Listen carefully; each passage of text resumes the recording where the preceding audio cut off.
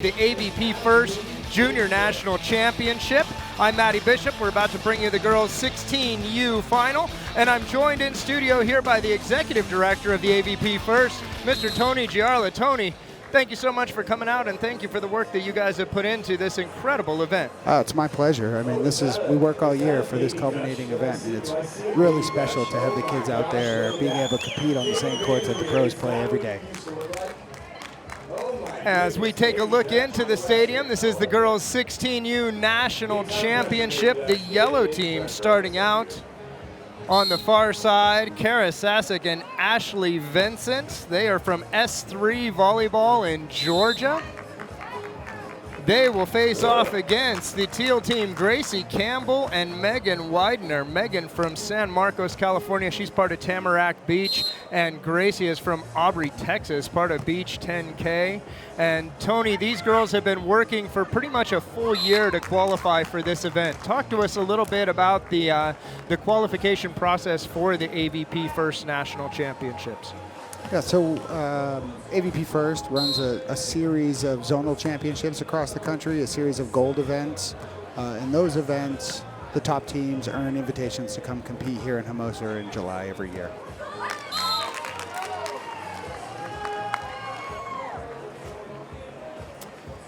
Roger that. We take a look. The score 2-1 now. I believe that is Gracie Campbell with the serve. That is Gracie from Texas. She's committed to Pepperdine. Gracie's been with us since the beginning.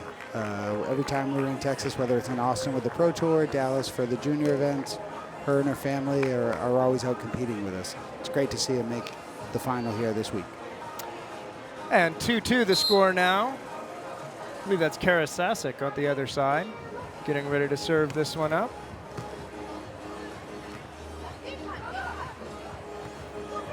Nice job by Ashley Vincent pushing that ball back. Sassack now with the swing, high line over the top. Over the block of Megan Widener. It's been amazing to see the skill level of the athletes, even at the young age with our little 10Us and 12Us, the ball control, the shot development. It's been an unbelievable process. Well, we've talked earlier in the day, Tony, about the work that these athletes have done just since we started 5 years ago with the AVPFirst National Championship. It's a whole different game now. Absolutely incredible. Megan Widener back to serve. I mean, it makes such a big difference now having the NCAA as an adopted sport, right? So that there's a clear pipeline for the kids. They start out, they play the AVPFirst events, they go off to college, they continue to get better and grow.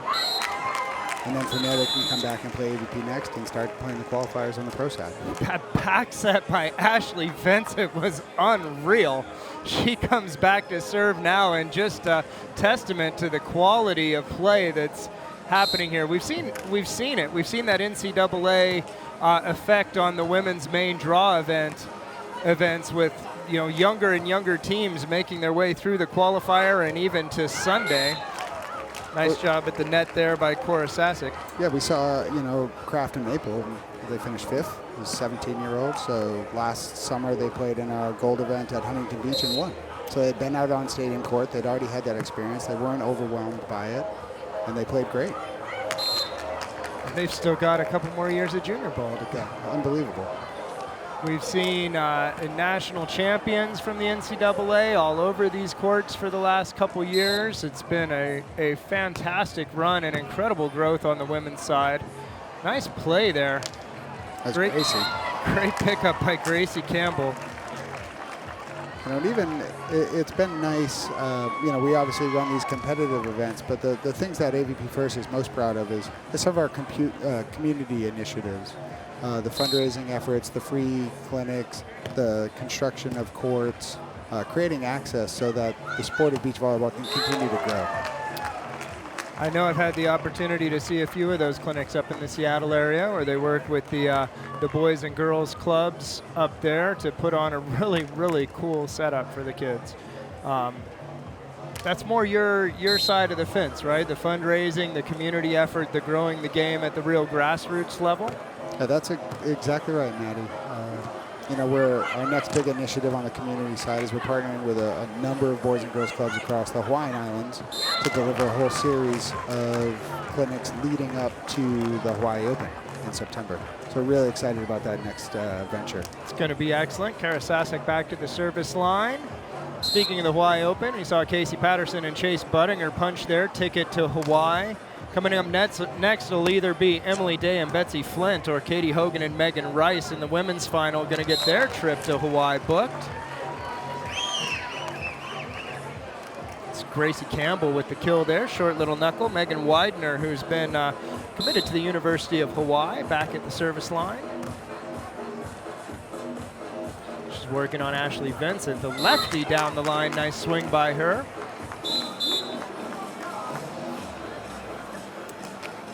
Tony, when you're not busy putting on community events and national championships, you dabble in fashion. Talk to us a little bit about that, Tony. Sure. So our big annual fundraiser for AVPFirst is called Serving Up Style.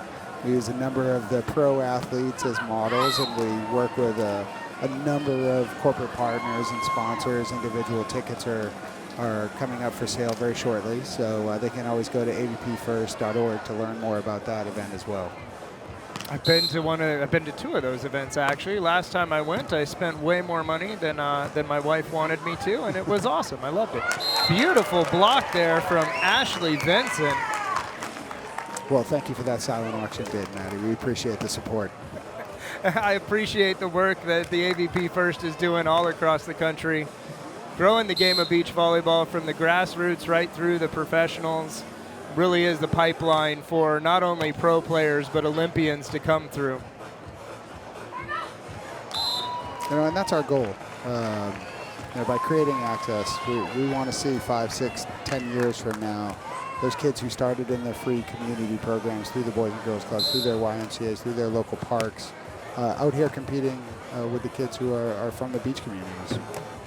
It's been incredible to me this year how much representation there has been from outside of California in the national championship matches. I believe we had 32 or 33 states and 5 countries represented over the last week here in Hermosa. It's incredible. Megan Widener serving. She's the only athlete on the court in this girls 16U final from the state of California.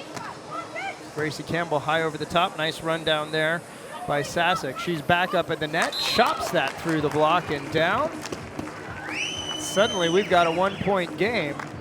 Or sorry, a 3-point game. Sassack and Vincent increase their lead back up to 3. This is 1-21 for the AVPFirst Girls U16 National Championship. Tony, we're going to take a quick break for a team timeout here. I want to talk a little bit about the sponsors that have come together to really help make this happen.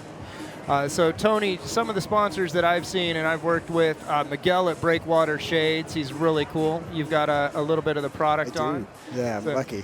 Those are sweet. We have some DIF straw hats right here. Get your beach mode on. Excellent beach mode hats. You know, Hydro Flask, Wilson, Rocks. We're really lucky, obviously with the support of the AVP and the sponsors that they have.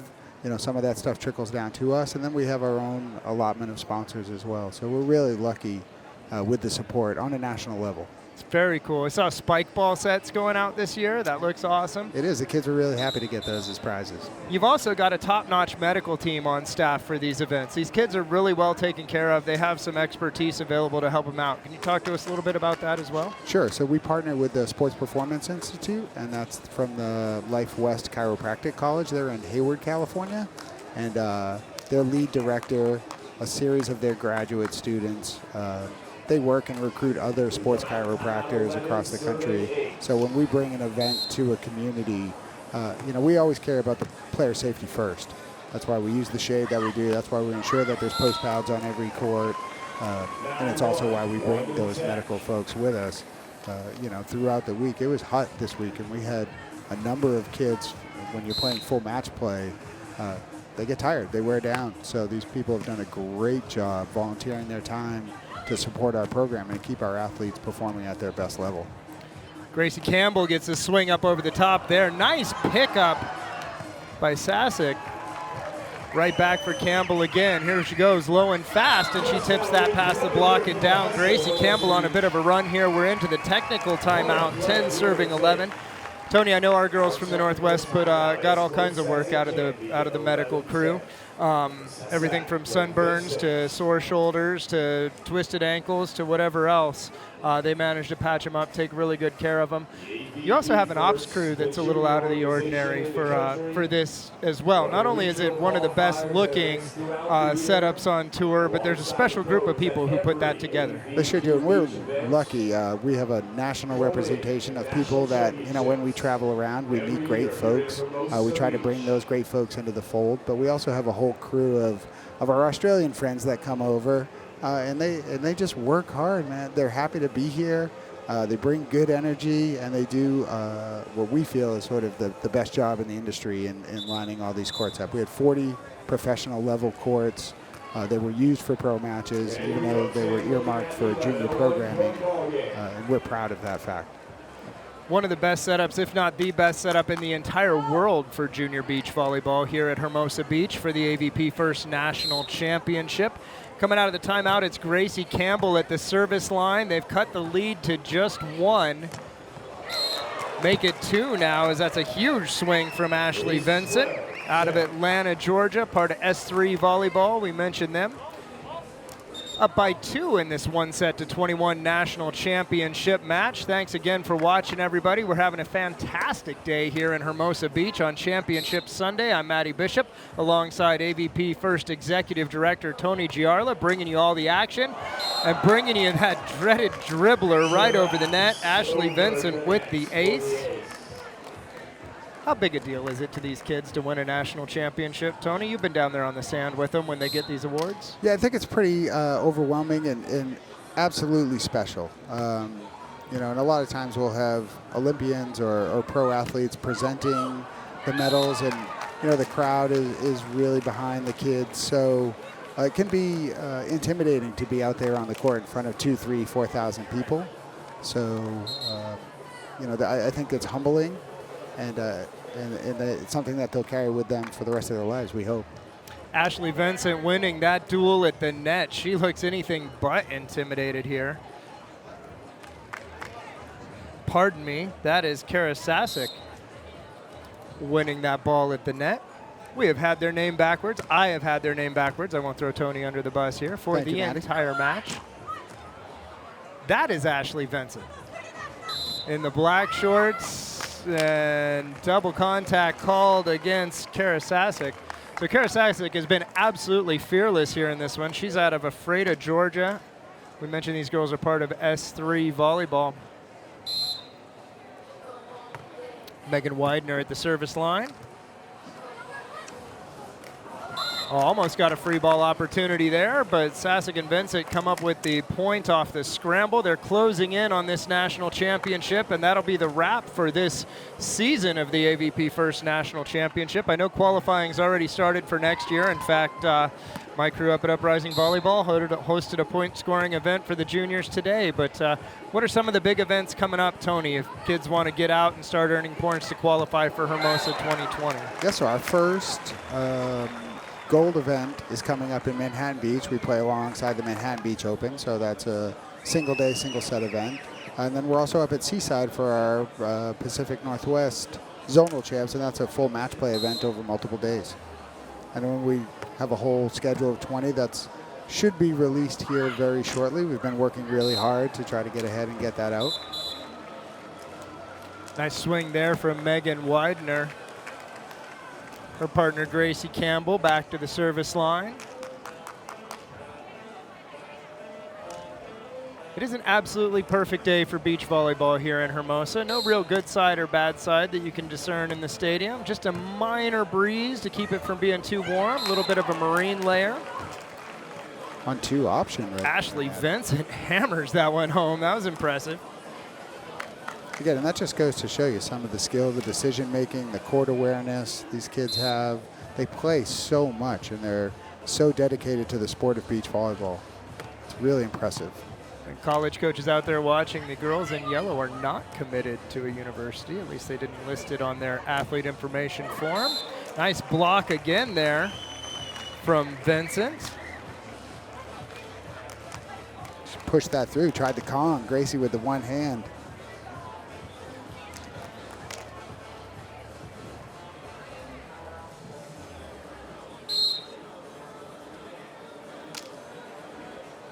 Vincent with the serve. She's working on Widener.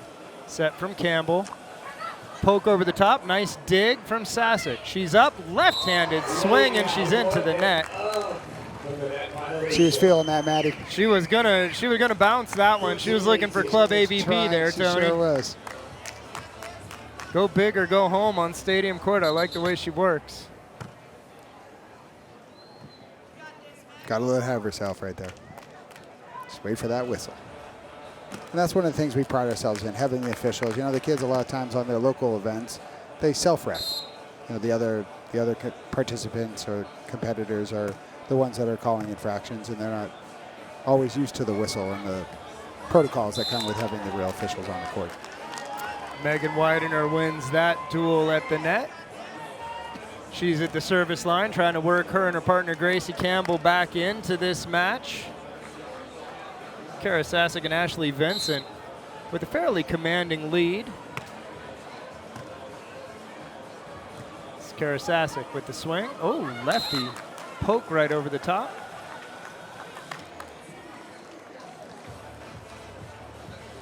She'll go back to the service line. Coming up next, we've got the women's final here on Amazon Prime.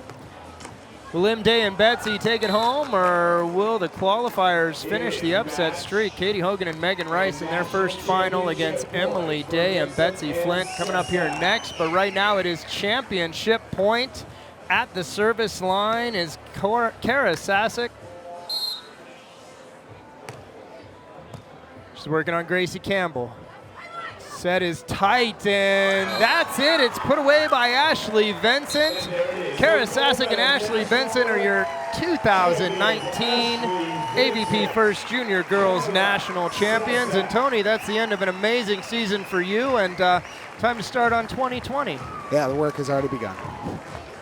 Thank you so much for joining us, Tony. I'm Matty Bishop. This has been a fantastic year for the AVPFirst, an incredible week at Hermosa Beach, and easily the most beautiful venue in all of junior beach volleyball, and in my opinion, the coolest beach, the coolest event on the AVP Tour by far.